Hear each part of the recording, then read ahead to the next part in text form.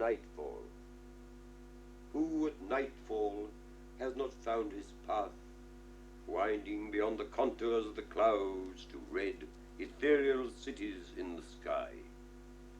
Once, when the sun Atlantic wards had passed, I watched the west and saw great battlements based on the topmost line of Cornish hills around a port where homing barkentines moved slowly inward to appointed quays.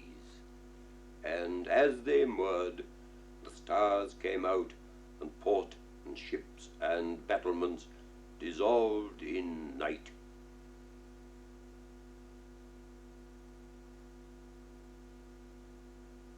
Elusive hour, I take your hand upon this height, this Cornish hill above the sea, and on a time-lost summer day there radiates across the bay an infinite immensity of almost living crystal light.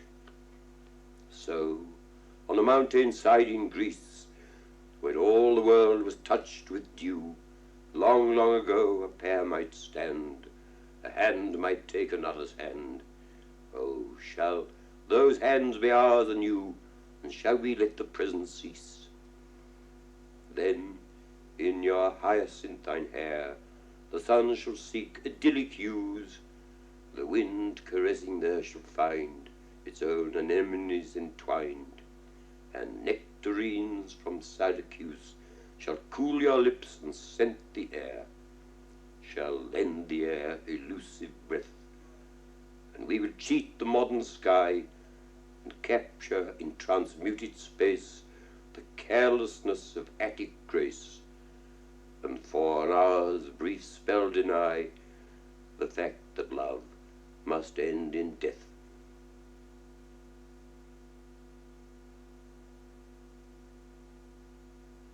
Green after rain, green after rain is the hedgerow now, sweet with the freshness of leaves. Cool to the brow is the clean, clean air, charged with the scent of the shower, clean with the sweetness of the rain.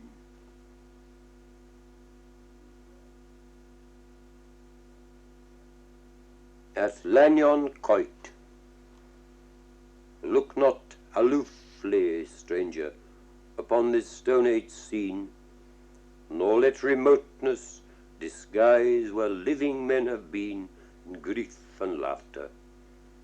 Though all's now hushed and gaunt and harsh, you are standing where humanity once stood.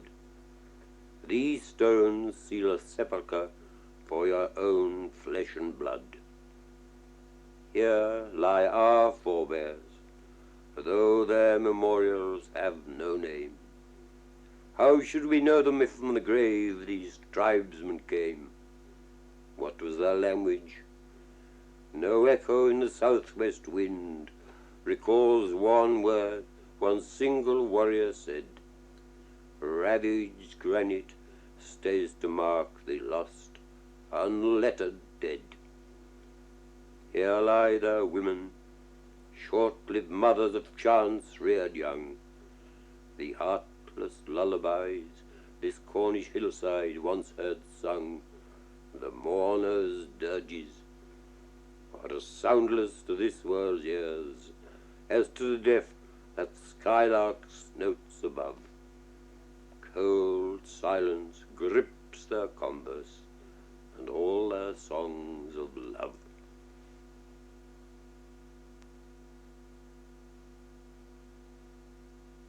Four and 20 mysteries. Watching the blackthorn white with blossom before green leaves, I see our blackbirds busy to and froing between the lower branches. They never seem to learn that cats stalk dawn and dusk down our lane. Cats killed the first hatch last week and lurk to kill again. They go on building our blackbirds where the same threat lies to second rearing from cats and murderous magpies. In brisk innocence, they hatch fresh fledglings once more in the same condemned cell. And yet each year more blackbirds thrive, and all is well.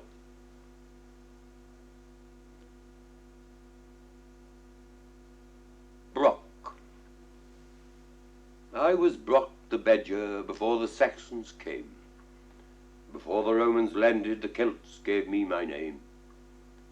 Through centuries of baiting, by louts whose love was hating, through iron pincers gripping the throat and dogs' fans dripping blood, enough of my ancient kind has death still somehow left behind. I am Brock the Badger. I shrink from mankind's sight. I set my secret homestead. My kingdom is the night. And still I face new battle, where badly tended cattle in wet and careless counties deny the farm free bounties. Myself untried am judged to be the cause of ills that kine give me. I am Brock the Badger. They pump gas through my set. I came before the Romans. I may outlast you yet.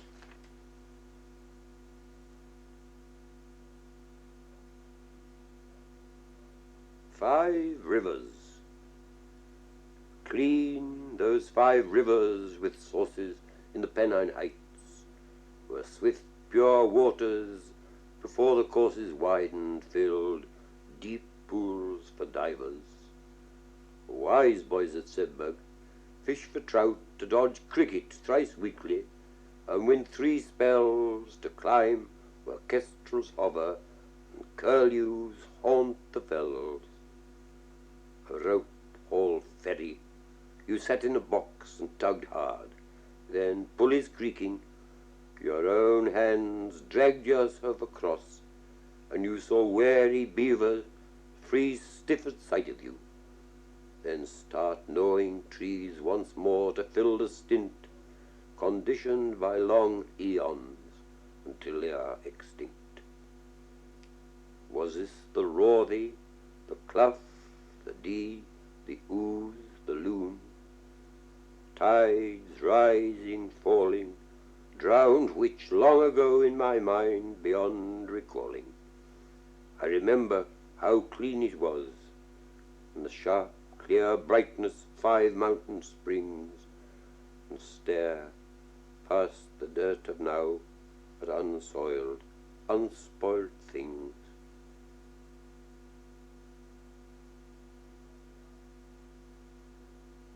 The willow tree.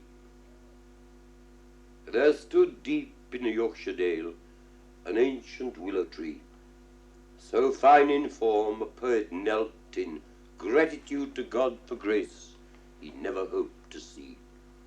And oh, the slender falling of arching boughs, the trailing of long green leaves in water so clean, so crystal clear, where clouds of mayflies hovered and sharp-toothed builders beavered below the miller's weir, and otters watched for careless trout, and oh, the silence all about. There stands, deep in a built-up dale, a withered willow tree, a stunted travesty of grace, with few more springs before green buds break no more in this place. And the sluggish drifting of foam and filth, the wafting of stenches and miasma above a merged stream, so garbage crammed and dirty that halcyons have departed, and calms an old folk's dream, and all the myriad world it fed is sick and dying or stone dead.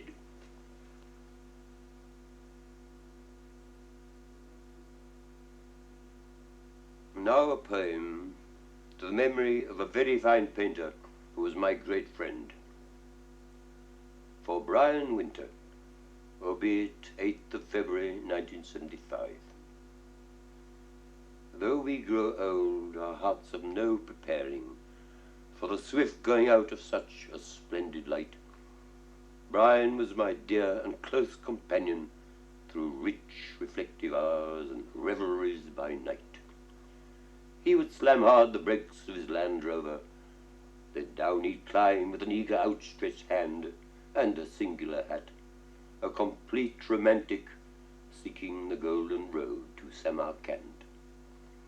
He was sardonic, provoking wit in others, and yet so gentle that his subtle laughter rose from such inner springs of loving kindness that petty malice could not follow after.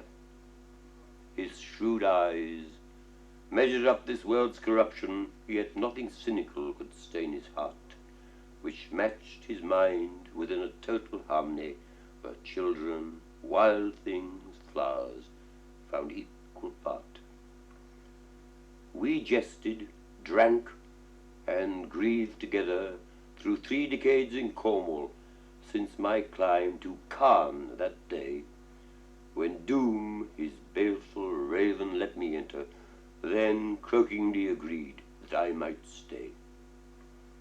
I, growing old, have known my fill of mourning, the passing of long friendship into night. Yet now I am not, nor shall be, steel to bearing the going out of Brian's splendid light.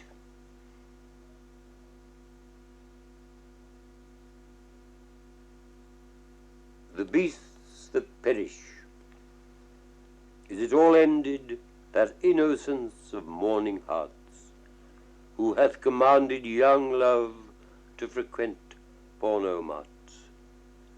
Romeo on the balcony did not grunt, want sex, nor did troubadours sing filth to win board bondage to bed at princely courts. Ah, lechery, nearest of the gods, misbegotten if sired at all by Pan in his wanton non-wickedness, you foul man back to beast again. No, not to beast. The time to mate is nature's for lesser, better creatures. Few animals reach Freud, and when man's sex product starves, the beast will outlast him, too primitive to wonder in base, inferior minds, where the hunters have gone and why death has become less brutal.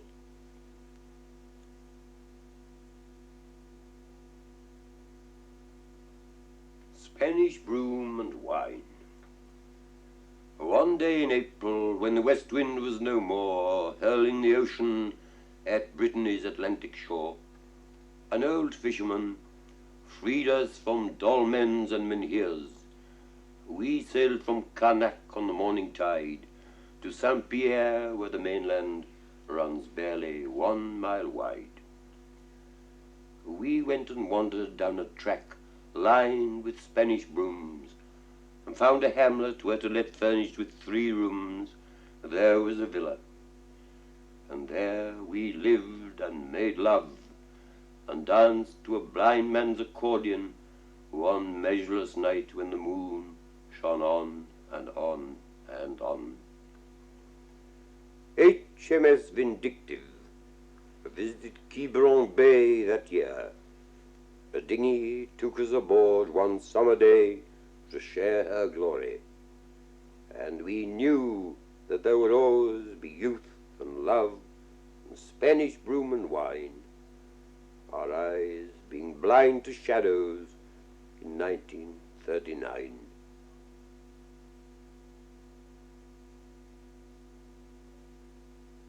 The homestead. Stand in the garden and let's watch the hills. Their height enlarges us. Our minds take size and space for movement from their presence. Stand with me now, my dear, and raise your eyes. Small is our cottage and our things aren't much, but still I spy no bailiffs on the down, and all the winds are clean, and there's the channel. Do you recall the stink of Camden Town? Our children were the prisoners of cities. They probed the falsehood of that garden flat, with trees all sick with smoke and grass gone grey, and stunted privets with the reek of cat. We packed and went to Paddington one night, as pilgrims seeking Rome, obeyed the call of some strange summons from the western sea. Ah yes, We sold our sticks and left it all. It's 8 years now since that. I take your hand, come stand beside me while the children play, fresh as the wind, sun-stained, with hearts all bursting to riot in the radiant summer day. The youngest too were born behind that window. It shows the only world they've ever known. Leave them in peace to chase their endless pleasure, and let us watch the hills again alone. See where the sun has sent one searching arrow straight to that farmer's roof. It flashes white, while nearby fields are black with moving clouds, and all the air is intricate with light. We stand together with the children playing. This is a day when happiness goes deep. Hold tight my hand, let's run and join their laughter. There will be nights when one of us must weep.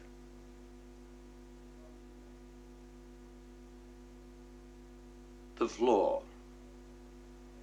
Can there be random steps towards a destined end, a pattern behind chance medley? Angry men and early graves are yes, but murder blasts loving lives. It is the unpredictables that stick in the maw of reverie, the imponderables that explode black holes in our little space and time. Yet brooding over permutation is a bender of minds to sickness, or to the last toppling over futility's threshold into brain's non-being. Is not our whole salvation not knowing about next day, or whether we awake to it at all, or be puffed away to dust by death dressed up as good night? All the same, the beckoning vista of today's new day reckons an ingrate's grunt from me. The reason is all very splendid, but where the hell is she?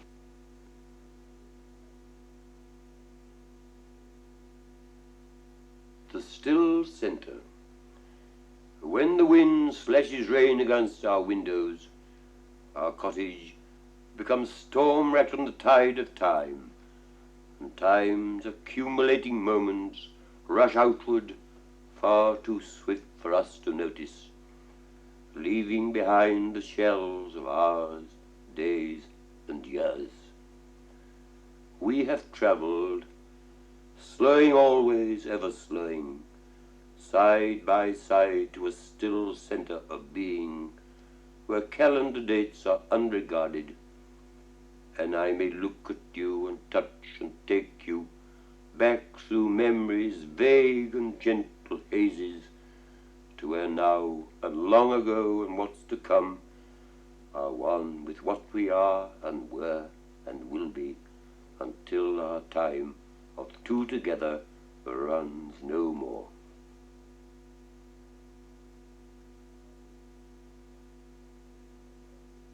The title of the next poem is taken from Sir James Fraser's classic, The Golden Bough, in which he discusses the ancient pagan Mediterranean cult of a yearly sacrificial death of a young hero after a ritual night of love to placate the goddess of increase.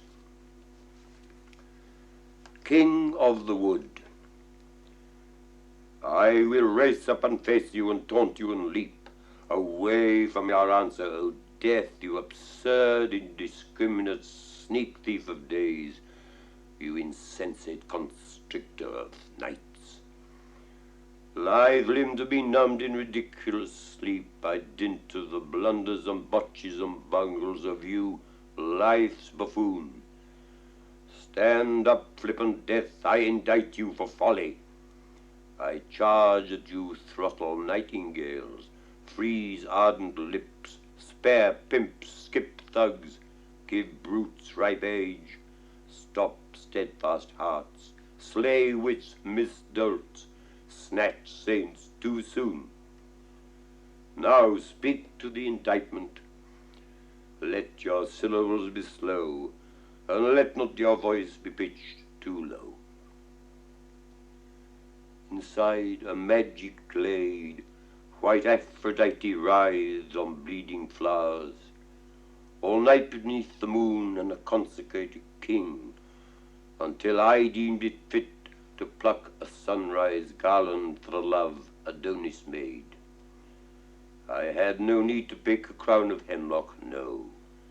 I sighed, and at my breath midsummer's fool was ashes in a sacrificial fire.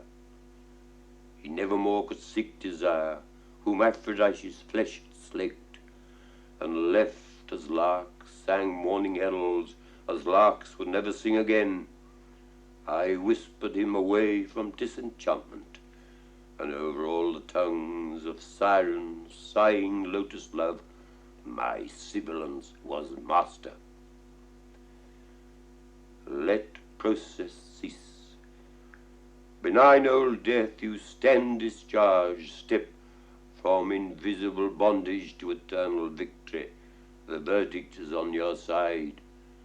O Thanatos, prince of shadows, sleep's twin brother, son of night, eager for your sable realm, the young Adonis ran beyond life's bounds to where the seekers lie, in the companionship of two swift runners in perfection's wake, all hounded to your arms by inner devils in the light of jack-o'-lanterns. That ritual ending in that sacred wood, solve for all futurity the riddle of the artist, the wakeful, lonely maker, for whom there are only, for every moment only, the quick and the dead. The call of the wild. It is one of my callous amusements, and it may prove diverting to you, to observe the effect on the tourists of the Cornish contemporary queue.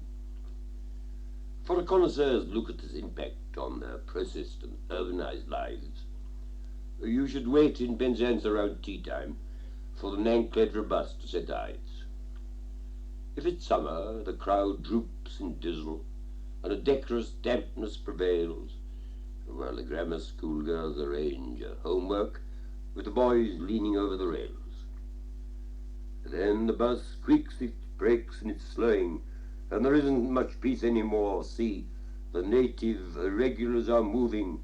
It is nature, her fangs red with gore, men, women, and children and parcels, free for all, no holes barred, full of zest, with a sprightly old lady of 80, a split second ahead of the rest. The conductor, a wise one, stays neutral until the end of the round and the bell. Then the bus draws away with the victors, who have picked up their wounded as well. All aghast stand the tourists like virgins who have heard something breathe in the dark. Is this how they do things in Bradford, or in Bolton, or Battersea Park? It's disgusting, outrageous, disgraceful. It is somehow refreshing to see little bands of West Penwith guerrillas who behave as if men were still free.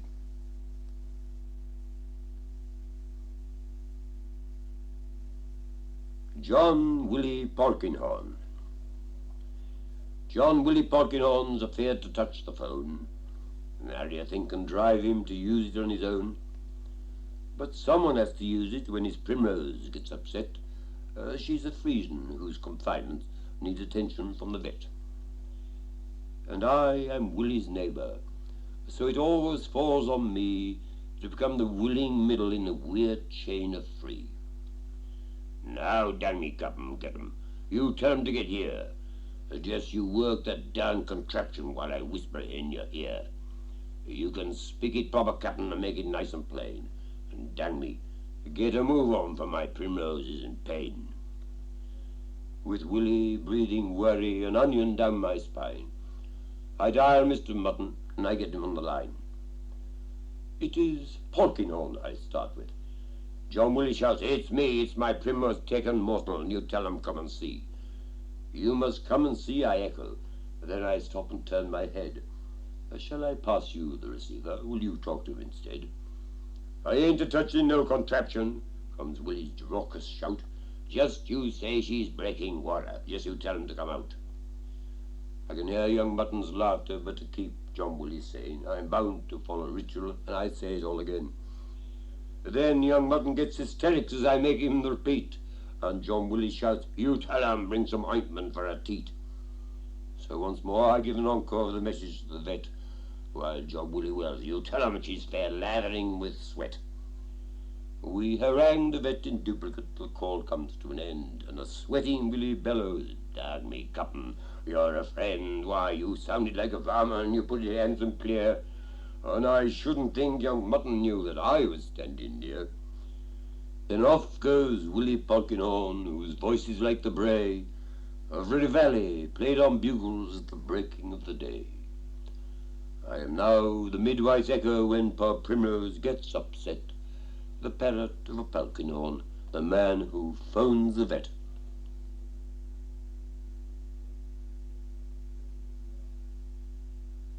Hunting Song. I need not wish you luck, good sirs, and happy huntsmen all. You take the field with mighty odds against a thing so small, a hunted, harried, hounded thing.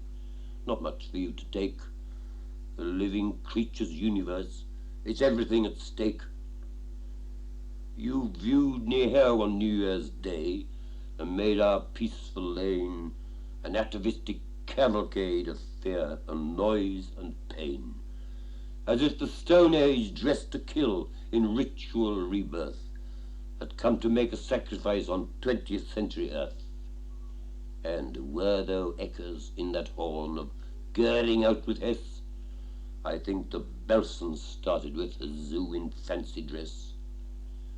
And this was lettered out in blood when decencies began. While boys still murder beasts for fun, then man will murder man. My heart is with the hunted ones, the fox, the hare, the deer, the bird, the beast that bullies kill, the brotherhood of fear. And as for all the women folk whom death gives such a kick, God bless their tender hunting hearts, if God's not being sick.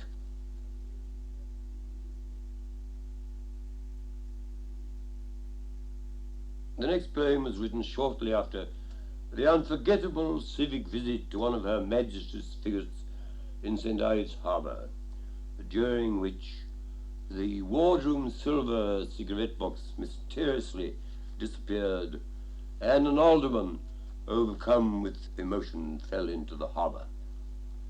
Never sit down in the Dyje.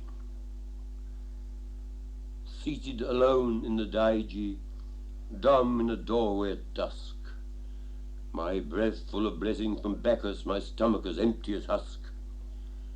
I pondered at peace in the twilight, but the vice squad had sounded alarm, and a constable marked for promotion came up and exerted his charm. He bowed, and his shoulders were azure. I bowed, but my outlook was black. He told me his favorite sergeant was dying to meet me way back. I consented. We strolled off politely, exchanging opinions on art. No dancing, no singing, no swearing. I insisted on this from the start. I would have lodged at the station with pleasure, but the staff was not really prepared. The cook was off duty and courting, the beds for the guests were not aired, and something in Mrs. Dale's diary had sweetened their tea time that day. So they drove me straight home without charging. I wept as my friends drove away. But then, O constabular cunning, just 14 days after my call, they gave me a ticket for Christmas which said I'd been tight after all. Oh, never sit down in the Dyje. Its cobbles may lead to the clink. Box clever and look for a frigate. At worst, you will land in the drink.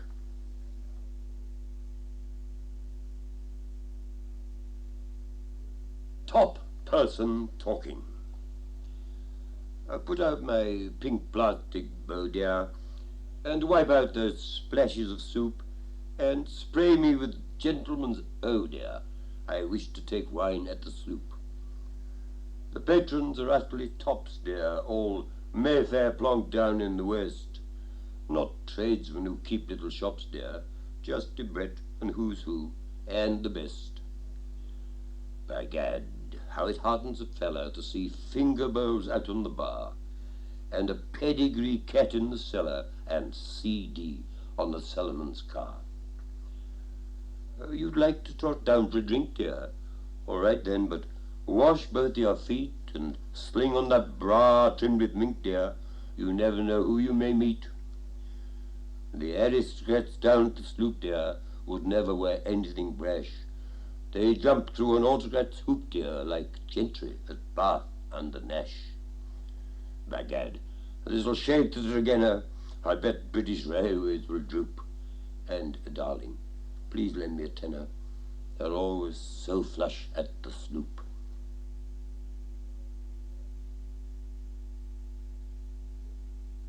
Dream Boy and his drain. He was a beat whose horizon was bounded by what he could reach. He lived in a length of old drain pipe a builder had dumped on a beach. The simple allure of the sewer had called him as deep calls to creep. He rested there, rested and rested, with suitable pauses for sleep. She was an heiress whose daddy restricted her choice of a man. She longed to give all to a genius, but Pop had a practical plan. Her marriage should signal the merger with fabulous capital gain of his firm with her grooms, both detergents. Then Dream Boy popped up from his drain. She walked in St. Ives in the moonlight, and there, in the sand at her feet, with his head sticking out of his homestead, she saw the blank face of her beat. It was thus that he slept in summer. In winter his head went inside, while his feet bore long-needed exposure to wind and to rain and to tide. She gazed at his foliage of bristles, his hair that had never known comb, and thought him divine. How he differed from all those old smoothies at home. As he woke, she announced their engagement. He murmured, "I dig," with a yawn, and demanded a right for his reefer, and told her to scram till the dawn. And so she cabled glad tidings to Daddy, and Daddy was very annoyed, especially when told that the love match owed much of its beauty to Freud. She was just 21, so the lawyers soon counseled abandoning hope. Then the press splashed them both in a story. It killed him. They said he loved soap.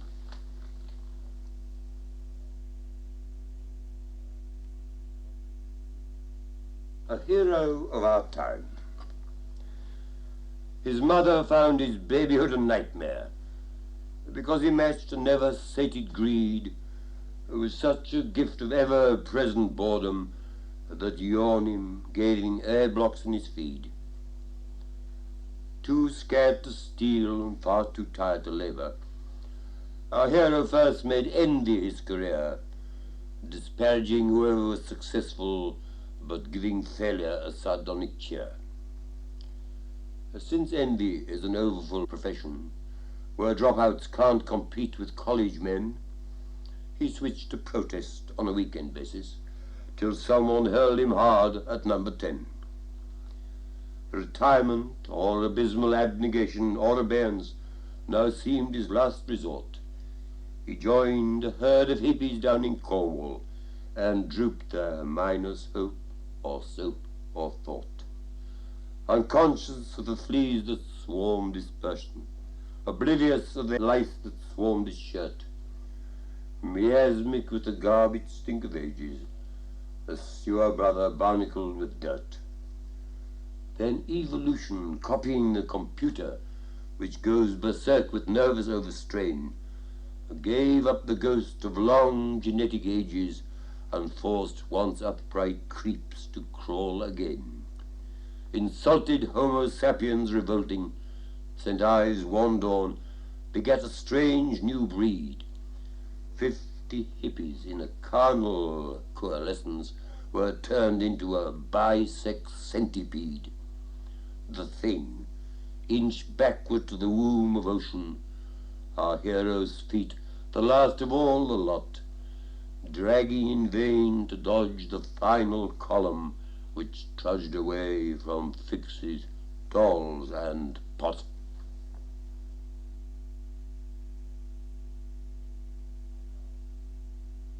An ultra-modern sculptor. All his concepts were too rarefied for matter, so he crushed a chunk of marble into dust and dispatched it on a complicated platter to a gallery with a label as a bust. All the critics gaze with ecstasy unfailing at this whole without a sole coherent part, and on windy days they stand in groups inhaling little puffs of airborne particles of art.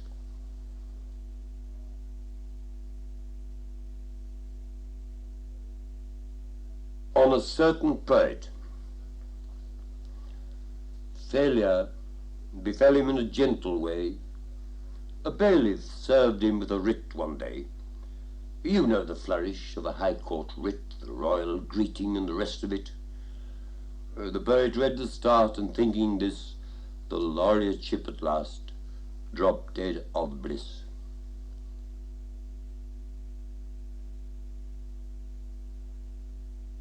Wanted, an underwriter.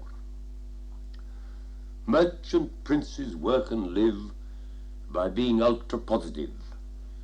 So nobody with market sense uses the subjunctive tense. Subjunctive is a case of doubt. For city moguls, doubt is out. Hipster prelates use allusions to dodge uncomfortable conclusions. So churchmen with a lead to give avoid the brash indicative.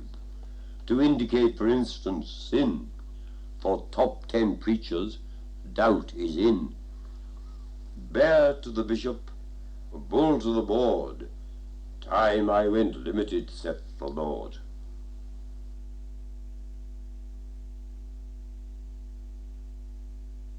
I preface the next poem with true prose extracts from learned critics. Extracts from forewords to Paintings from Penwith by Mr. Peter Lanyon. 1. To see Cornwall as a Cornishman sees it, it is necessary not merely to have been born and brought up in the county, but to come from Cornish stock. Mr. Ronald Bottrell, Director of Education of British Council. 2. The work of a true Cornishman born and bred in West Penwith, not one of the cuckoo orphans come down to claim the home where the rightful heirs belong to be. Peter Lanyon's work is a backbone of granite underneath its charm. When this trips up a foreigner, there's a chuckle of laughter on the downs from knockers deep beneath the soil, and ghosts never laid that haunt the Lanyon quoit. You take risks here, stranger. Miss R. Glyn Grills. Cuckoo Song.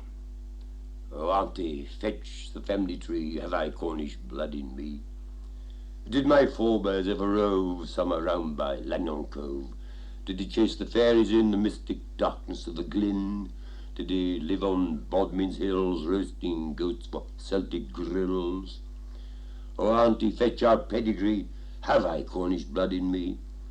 If I'm not a proper Celt, do I hit below the belt if I say that now and then I've seen the little whimsy men leaping on the Bottrell Downs, laughing like demented clowns? The cuckoo calls, I must become a Cornishman or bust. Buy up scores of family trees, Bottrellize me, auntie, please. And then, oh then, no cuckoo I shall sing canary-like on high, fed on proper Celtic groundsel from the ancient British Council. Signed, Paul Arthur, Tree Bruce, Pencaddick.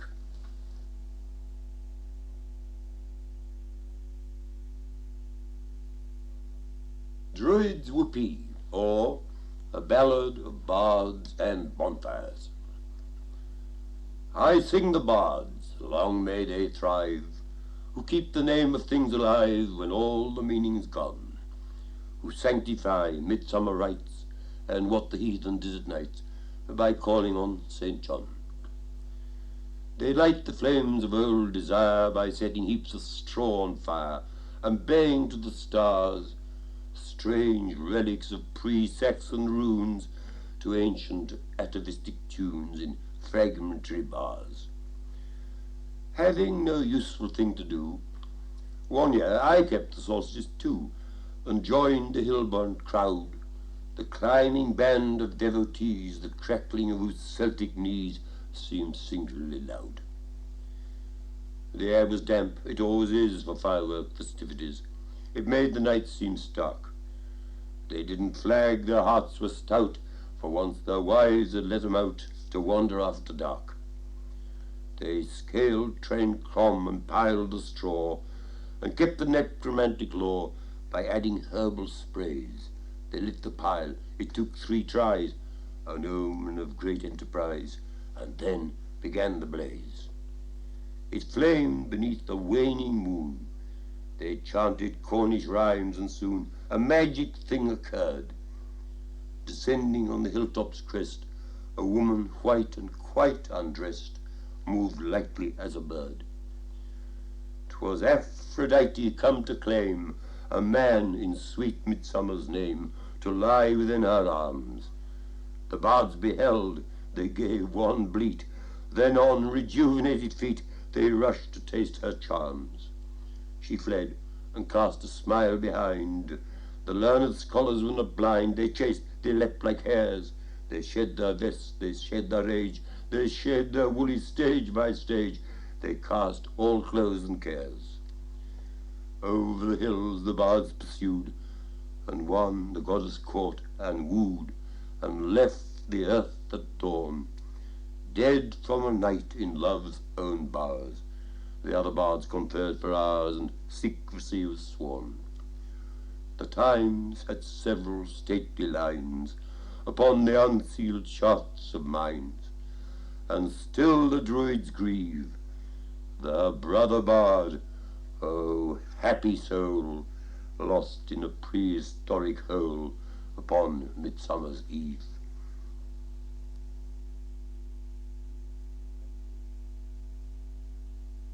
Requiem for a Singing Bird. Well groomed and washed and dressed for what's to be, not strident now, not fettered now, but free. Discreet and dead on time the poet lies, with 2pence from the world to shut his eyes. No pity, pray. He was not forced to rhyme. He might have scribbled syndicated slime. He could have been, ah yes, his wits were quick, a public speaker or a private dick. He might have doctored dogs or peddled dope, or filmed and posed to puff a toilet soap. He could have bought and sold and bought and sold, and mirrored, watched rich grossness growing old. Instead he sang. Now with his final breath he draws a fleeting rolde from death. 3 seedy creditors attend his hearse, as chance unwilling backers of his verse. His cut-price cortege at the traffic lights halts by a loiter of hermaphrodites. A lady boy stands strumming a guitar and pats his perm to greet the funeral car. The lights turn green, the poet goes to ground. Bring on the nudes and let the jukebox sound. Let ape laugh, filth at ape, while angels weep, that oh so calm, their kinsman lies asleep. Or if there be no angels after all, and never God to punish no man's fall, let vacuums furnish morning zeros still, as vacuums might, for void bewailing nil.